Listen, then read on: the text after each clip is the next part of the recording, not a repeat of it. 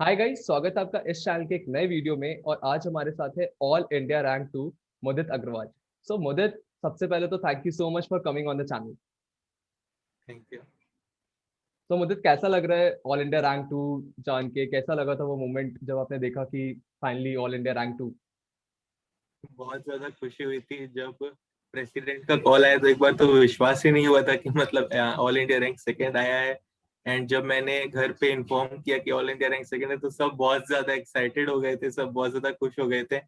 And वो खुशी को वर्ड्स में एक्सप्रेस करना ही एक अपने मतलब एक्सप्रेस नहीं किया जा सकता उस चीज पे, ऐसी खुशी थी वो। एंड मतलब बहुत ज्यादा इलेटेड फील कर रहे थे सब लोग, बहुत ज्यादा खुश थे। So and Mudit mummy papa बहुत गर्व महसूस कर रहे थे कि मेरे लड़के ने इतना अच्छा अचीव किया है पोजीशन ऑल इंडिया में। सो मुदित, पहले से ये एक्सपेक्टेड था या फिर this was a sudden surprise for you? Expected था कि मतलब टॉप 10 में I will make it, but AIR 2 बहुत ज्यादा ग्रेट अचीवमेंट था। मतलब मेहनत तो पूरी की थी कि बेस्ट पोजीशन अचीव करें, बट जब आपको रिजल्ट सामने दिखता है आते हुए, तो वो खुशी बहुत ज्यादा हो जाती है। मतलब अपन एक्सपेक्ट भी करते हैं कि टॉप 10 में अपने जाएंगे तभी, बट जब वो रिजल्ट अपने सामने आता है तो वी आर लाइक कि कितने अच्छे अपने अचीवमेंट की, बहुत ज्यादा खुशी हो जाती है उस चीज की। Sure. So Mudit, let's go back to your initial journey.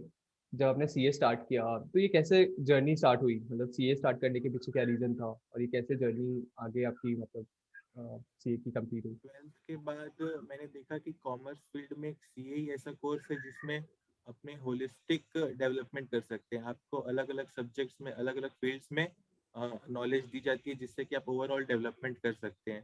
So CA course choose करने के पीछे मेरा ये रीजन था कि आपको एक अपने आप को होलिस्टिकली डेवलप करने का, ओवरऑल डेवलप करने का एक मौका मिलता है। दूसरा, इस कोर्स की जो जर्नी है उसमें आप इतना कुछ सीखते हैं कि आप आगे जिंदगी में अपने कुछ भी करना चाहें तो वो आपके लिए बहुत इजी हो जाता है। जो आप इसमें स्ट्रगल फेस करते हैं, उससे आगे आने वाली चीजें बहुत इजी हो जाती है। तो कोर्स चूज करने के पीछे का रीजन ये था कि कॉमर्स में मुझे सबसे बेस्ट आगे कोर्स यही लगा। और इसकी जर्नी में बताऊँ तो मेरी जो जर्नी थी 2016 में चालू हुई थी।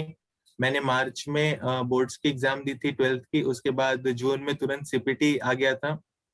और फिर उसके अगले ईयर में 2017 में आईपीसीसी की एग्जाम हुई थी। And then after 3 years we had a final examination in May 20, but due to COVID वो एक्सटेंड होके नवंबर में चला गया था। एंड मैंने ये जो पूरी सीए की जर्नी है वो मेरे मेंटर सीए रवि छावचरिया के अंडर अंडर ट्रेनिंग लेके मैंने ये कंप्लीट की थी। उनकी यहाँ पे ही कोचिंग होती है सूरत में।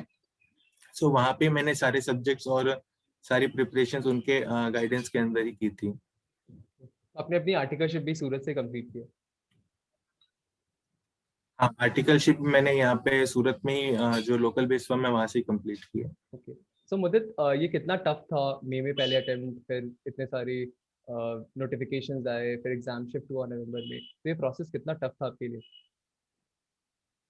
तब तो ऐसा था कि मतलब बार बार जैसे हम लोग प्रिपरेशन के लिए एकदम रेडी हो जाते थे कि अब एग्जाम्स देनी है, तब वो एग्जाम्स एक्सटेंड हो जाती थी। तो कभी कभी फ्रस्ट्रेटिंग भी लगता था कि एग्जाम्स कब होगी कब होगी। काफी नेगेटिविटी भी हो गई थी वो टाइम पे एनवायरनमेंट में, कि एक तरफ तो कोविड-19 पैंडेमिक था, दूसरी तरफ हम लोग की एग्जाम्स बार बार एक्सटेंड हो रही थी। तो उससे कि हम लोग नेगेटिविटी भी आ रही थी, बट उसमें क्या है कि जो मेरे पेरेंट्स हैं उन्होंने काफी सपोर्ट किया कि एग्जाम्स आज नहीं तो कल तो होनी ही है।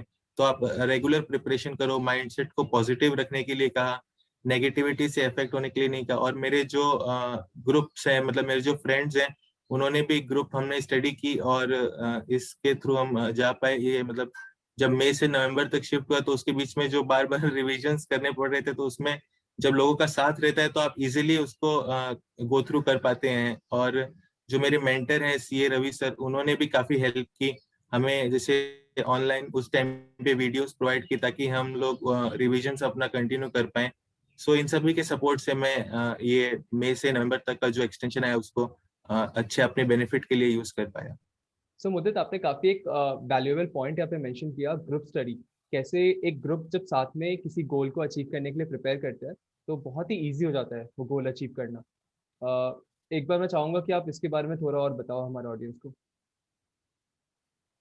ग्रुप स्टडी में मैं एक पॉइंट बताना चाहूंगा, जैसे कि सीए स्टूडेंट्स को पता होगा कि पेपर 6 जो इकोनॉमिक लॉस का पेपर है, उसमें फेब मंथ में अराउंड एडिशन हुआ था केस लॉस का 77 पेजेस, 77-78 पेजेस थे। सो उसको हमने ग्रुप में कैसे उसको टैकल किया कि हमने हर एक फ्रेंड को 3 केसेस अलॉट कर दिए कि आपको ये पढ़ के आना है। एंड देन हमने 2-3 दिन बाद उस सभी फ्रेंड्स का एक मीटिंग रखा और वहाँ पे सबने वो केसेस एक दूसरे को एक्सप्लेन कर दिए। सो इन मैटर ऑफ 2-3 डेज हमने सारे ही केस लॉस एक साथ कवर कर लिए। और वो इससे ग्रुप स्टडी से यही फायदा है कि आप काम को जो है वो अलग अलग अपने फ्रेंड्स में अलॉट कर सकते हैं, एंड देन आप उसको डिस्कस करके क्विकली ग्रेस्प भी कर पाते हैं।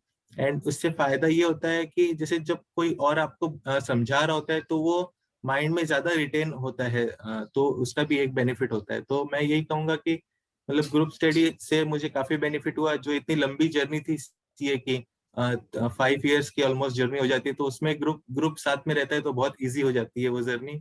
और आपके पास मोटिवेशन भी रहता है कि मैं इसको अच्छे से कवर कर पाऊँ। सही, बिल्कुल सही बात है मुदित। तो मुदित, अगर थोड़ा और इन डेप्थ बात किया जाए आपकी प्रिपरेशन स्ट्रैटेजीज पे, तो मैं चाहूंगा कि आप थोड़ा इन डेप्थ बताओ अपने ऑडियंस को, हमारे ऑडियंस को, कि कैसे आपने सब्जेक्ट वाइज प्रिपेयर किया था और कैसे प्लानिंग की अपने सब्जेक्ट वाइज। ये फाइनल की मैं बताऊं, जैसे मैंने आपको पहले ही बताया कि पूरी जो कोचिंग है मैंने वो रवि सर के अंडर यहाँ पे ली थी, आर्टो सब्जेक्ट की। ओके। सो बेसिकली मई 17 में हमारी आईपीसीसी की एग्जाम्स खत्म हुई थी और उसके अगस्त में रिजल्ट्स आ गए थे। हम्म। सो हमारे प्रिपरेशंस अराउंड सितंबर अक्टूबर के अराउंड स्टार्टिंग हो गई थी हमारी कोचिंग की। सो शुरू के 6-7 मंथ्स में अराउंड एक बैच होता था, सो 3 to 4 आवर्स की स्टडी हो जाती थी रेगुलर। मैंने यही शुरू से अपना रखा कि जो मुझे पढ़ाया जा रहा है, ट्रेनिंग दी जा रही है जिस चीज की, उसको मैं घर पे आके अपना सेल्फ स्टडी के थ्रू कंप्लीट करूँ उसको। ऐसा नहीं, इसको डिले नहीं करना, अपने को जिस दिन जो पढ़ा है उस दिन वो कंप्लीट करना है। एंड देन उसके बाद धीरे धीरे जैसे जैसे आगे हम लोग बढ़ते गए वैसे वैसे बैचेस बढ़ते गए, तो अराउंड 6 to 7 आवर्स की रेगुलर स्टडी होती गई। एंड इसमें हमारे सर ने भी अच्छे से इसको फ्लो ऐसे दिया कि जो अंडरस्टैंडिंग बेस्ड कॉन्सेप्ट्स है उसको पहले रखा ताकि हम लोग को वो रिटेन हो जाए। जैसे कि मैं बताऊं तो एसएफएम में जो सेकंड पेपर है स्ट्रेटेजिक फाइनेंशियल मैनेजमेंट, उसमें मर्जर्स एंड एक्विजिशंस और कॉस्टिंग के सब्जेक्ट जो है जिसमें थोड़ा अंडरस्टैंडिंग बेस्ड कंटेंट होता है उसको पहले रखा। फिर धीरे धीरे हम थियरी में जैसे लॉ का जो पेपर है उसको हमने मतलब फर्स्ट ईयर में कंप्लीट कर लिया था, ताकि क्या एक सॉलिड बेस बन जाता है कि आपके पास एक थियरी सब्जेक्ट रेडी होता है तो आप ऑडिट और ये सब जो टेक्निकल सब्जेक्ट्स हो जाते हैं उसको थोड़ा अच्छे से आगे प्रिपेयर कर सकते हैं। सो रेगुलर 6 to 7 आवर्स के साथ ही फुल चलता गया और एग्जाम्स के अराउंड 6 to 7 मंथ्स पहले से फुल ऑन स्टडी एकदम चालू कर दी थी। 12 to 13 आवर्स की स्टडी चालू कर दी थी। एंड एग्जाम्स के रिवीजन की बात करूँ तो मैं एग्जाम से पहले एटलीस्ट 2 रिवीजन्स रिकमेंड करूंगा सभी को। और इसमें फायदा क्या होता है कि आप जब 2 बार रिवाइज कर लेते कोई चीज को तो वो एग्जाम में आप उसको 1.5 दिन में अपने को रिवाइज करना है, तो उसके लिए आप अच्छे से प्रिपेयर हो जाते हैं कि आप पूरा सब्जेक्ट जो है वो 1.5 दिन में रिवाइज कर सकते हैं। सो 2 बार आप रिवीजन रखें। रिवीजन में 2 तरीके हो सकते हैं, या तो आप एक सब्जेक्ट को फुल ऑन रिवाइज कर लें एंड देन नेक्स्ट सब्जेक्ट पे जाएं, या तो एक तरीका दूसरा हो सकता है कि आप 2 से 3 सब्जेक्ट को एक साथ रिवाइज करते जाएं। मैंने अपने अपने रिवीजन में अडॉप्ट किया था कि मैं एक सब्जेक्ट को पूरा कंप्लीट करता था एंड देन उसके बाद नेक्स्ट सब्जेक्ट पे जाता था। ऐसे मैंने 2 बार रिवीजन किया। एक्चुअली तो हमारे तो क्या एक्सटेंशन होते होते हमारे तो बहुत बार रिवीजन हो गए थे, बट एटलीस्ट 2 रिवीजन रखे तो ज्यादा अच्छा रहता है। एंड एग्जाम इसमें मैं ये बताऊंगा कि जैसे हम जब रेगुलर पढ़ाई कर रहे थे तब हमने ये प्लान किया था कि हम रिविजन्स को कैसे कंप्लीट करें। जैसे जो सब्जेक्ट को सपोज कीजिए पहली बार प्रिपेयर करने में 2-2.5 मंथ्स या 3 मंथ्स का टाइम लग रहा है, तो उसको रिवीजन में हम लोग को 6 डेज में कंप्लीट करना है। तो उसके लिए पहले से ही कट शॉर्ट करते रहने का, जैसे सपोज जो क्वेश्चंस है क्वेश्चंस को कट शॉर्ट कर दिया कि ये इजी कैटेगरी का है, ये थोड़ा टेक्निकल है कि इसको मुझे वापस रिवाइज करना पड़ेगा। एंड कंटेंट है तो उसके जैसे आप 2-3 पेजेस का कंटेंट है तो उसके क्रक्स नोट्स बना सकते हैं। ऐसे आप प्रिपेयर कीजिए नेक्स्ट लेवल के लिए। जैसे आपको जो रिवीजन करना है वो आप कैसे कर पाएंगे, देन जब आप रिवीजन कर रहे हैं तो रिवीजन में आप ऐसा प्रिपेयर कीजिए कि आप 1.5 डेज में उस सब्जेक्ट को पूरा कॉम्पैक्ट करके कैसे उसको रिवाइज कर सकते ताकि आप उसको कैरी कर सके अपने साथ। तो हम उसके लिए ही प्रिपेयर करते थे। जैसे जब हम रिवीजन करते तभी हमने नोट डाउन कर लिया था कि 1.5 डेज तो जिस दिन एग्जाम देकर आएंगे उस दिन क्या पढ़ना है, नेक्स्ट डे क्या पढ़ना है, तो एक एक प्लान आप रेडी रखिए, तो उससे बहुत फायदा होता है। काफी तो यही इंटरेस्ट सब बताया अडॉप्ट आपने। करते हुए मैंने ये सब किया था। मुझे आपने कोई मॉक्स दिए थे या फिर प्रैक्टिस पेपर्स लिखे थे? जहाँ पे मैंने ट्रेनिंग ली थी वहां पे एक ड्राई रन टेस्ट सीरीज होती है, तो वो मैंने अटेंड की थी, उसको यूज किया था। उसमें मतलब अलग अलग तरह के पेपर्स, अलग अलग कॉम्बिनेशंस के पेपर होते हैं। जैसे सपोज कीजिए कोई सब्जेक्ट है, उसमें 4 to 5 चैप्टर्स के अलग अलग ब्लॉक्स हो गए, फुल पेपर्स हो गए, इस तरह से पूरा डिजाइन किया हुआ था। तो उससे क्या है, राइटिंग प्रैक्टिस अच्छी हो जाती है। सो वो मैंने ली थी, dry run test series. Okay, तो कितने पेपर्स दिए थे आपने before the actual exam? Papers में फुल पेपर्स तो सारे ही लिखे थे, एंड देन जैसे जैसे मतलब मैं पढ़ाई कर रहा था लास्ट के 6 मंथ्स में, 6 to 7 मंथ्स में, तो उस टाइम पे मैं जैसे जैसे प्रिपेयर हो रहा था वैसे वैसे ब्लॉक पेपर्स भी लिखे मैंने। एंड देन उसके बाद जो फर्स्ट रिवीजन किया था उसमें फुल पेपर्स लिखे थे। मुझे मेरा एक और इम्पोर्टेंट क्वेश्चन है, क्या बहुत से स्टूडेंट्स का ये कंफ्यूजन होता है कि क्या प्रैक्टिकल ट्रेनिंग जो हमारा 3 इयर्स का ट्रेनिंग होता है, क्या वो एग्जाम में किसी तरीके से आपको हेल्प करता है? एग्जाम में हेल्प करता है वो, क्योंकि जैसे आप प्रैक्टिकल ट्रेनिंग में जाते हैं और वहां पे आप इनकम टैक्स से सपोज डील कर रहे हैं, तो जब आप इनकम टैक्स से जब डील कर लेते हैं प्रैक्टिकली, एंड देन आप सब्जेक्ट को पढ़ने जाते हैं, डायरेक्ट टैक्स के सब्जेक्ट को, तो वो एक आप अलग ही लेवल पे पढ़ पाते हैं, एक अलग ही अंडरस्टैंडिंग उसमें डेवलप कर पाते हैं।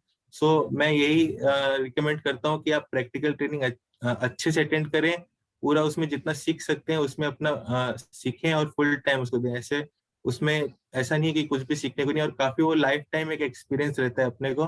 सो प्रैक्टिकल ट्रेनिंग काफी इंपॉर्टेंट है। और मैंने भी अपने में ऐसा नहीं है कि मेरा रैंक आया तो मैंने प्रैक्टिकल ट्रेनिंग ले ली, मैं तो दिन भर पढ़ रहा था, पूरा प्रैक्टिकल ट्रेनिंग अटेंड की है अच्छे से। So it is very helpful.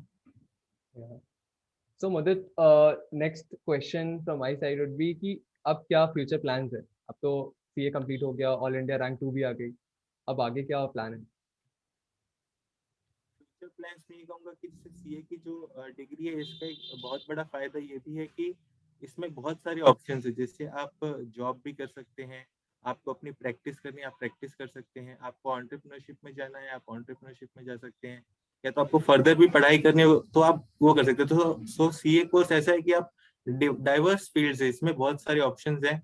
सो अभी तो मैंने मतलब अभी डिसाइड पूरा अच्छे से नहीं किया। अभी मैं ये सेलिब्रेशंस पार्टीज इतनी चल रही थी, तो अभी उतना टाइम नहीं मिला। अभी क्या है, अभी थोड़ा कूल माइंड से अच्छे से डिसाइड करके फिर उसके बाद अपना फ्यूचर प्लान डिसाइड करूंगा।